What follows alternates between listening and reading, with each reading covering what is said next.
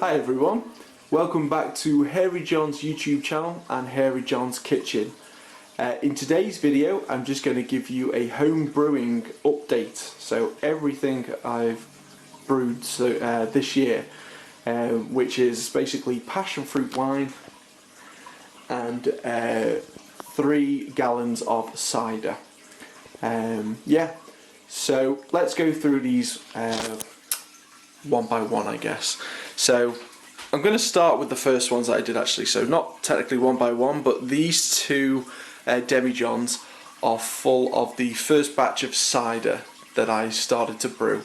So these were started on the 25th of October, and then they were put into secondary fermentation into the demi-john on the 1st of November. Now these have probably gone for at least 5 days too long. It's just been crazy busy, dentist trips and everything lately, unfortunately.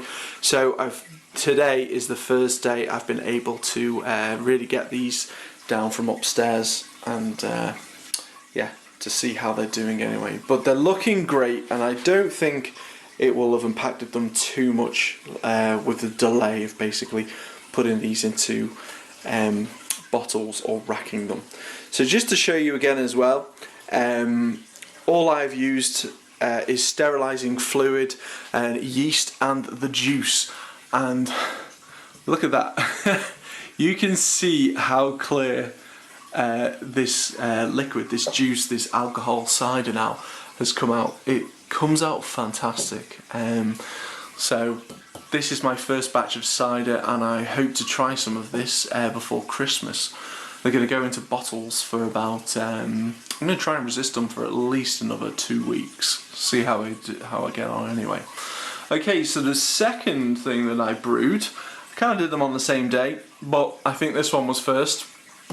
It is first because I used some of the juice for the wine. This is my cider second batch, as you can see written on there. So I was just going to do 2 gallons this year, but I did get some extra donations of apples, and I was really surprised how this juice tasted. I'm really excited. And as you can see here, hopefully it comes up on the camera, you can still see that this cider is bubbling away quite nicely, as opposed to these two. Now this is a telltale sign that the fermentation has stopped. And that is just because the sugars and the yeast, well, the sugar has been used up, so this yeast cake at the bottom no longer has any food to eat, so the cider is done now.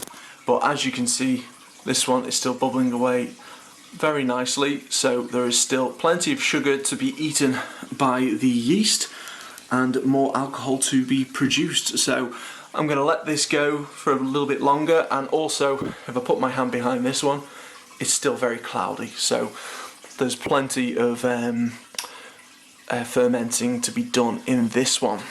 And then finally this year, I've wanted to do this wine for a couple of years. This is my passion fruit wine, which was done basically on the same day as my cider, and you can see at the top there, now this is quite clear, but it is still bubbling. You can still see that, and this wine should bubble for at least another another couple of months. So this tasted beautiful. It's still fermenting away. I think it's the first time I've done half a gallon of wine, and as you can see, it's still, you can kind of see things through there, but it's still not perfectly as clear as the cider here. You can almost see completely through that. But yeah, I've never done half a gallon of wine before, but it shouldn't be very much different from doing a whole gallon at all. And if this had stopped bubbling, I would be a little bit concerned now, but it is still bubbling, so I'm pretty confident that this is going to be absolutely fine. Okay, so I'll just rearrange these all. Okay, so I hope you all enjoyed that. This is all of the brewing I've managed to do in 2020. Hopefully do a little bit more in January next year to catch up. But yeah, please stay tuned. I'm going to bottle these 2 demi-johns of cider here and have a little taste and see how they are. And stay tuned for that. If not, thank you for tuning in. and happy brewing.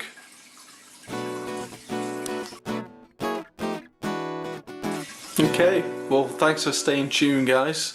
So here we go, nothing too crazy now. I've sterilised a lot of bottles and all we need to do is use this siphoning tube, I almost forgot what it was called, and we put it into this cider and we just transfer it into these containers, these plastic containers I've got. Now mine are reusable, make sure you know the type of plastic that you put this cider into is reusable. These were bought from my home brew shop, so I know these are like BPA free and whatnot, so just be careful with that. I've got glass containers as well as these. Now one thing to bear in mind, just make sure that you don't suck up much, if any, of this yeast cake at the bottom. We want to separate this yeast cake from our actual cider now. Okay, so I may try and get some of this on camera, but it is tricky, so I may just come to you with the finished article in the end. So as you can see, I've got the siphoning tube just above that yeast cake there, so try not to suck any in. Okay, so I've sucked on this siphon tube, and gravity is now going to drag the rest of it hopefully into these cider glasses. So yeah, can be a bit tricky on camera. With two hands this is pretty straightforward, and as soon as you've got one of these bottles full, you just swap it out for the next one.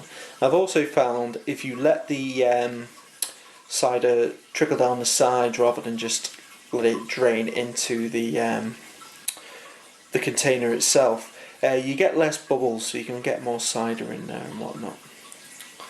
Okay, so I will end this bit here because I'm going to run out of space.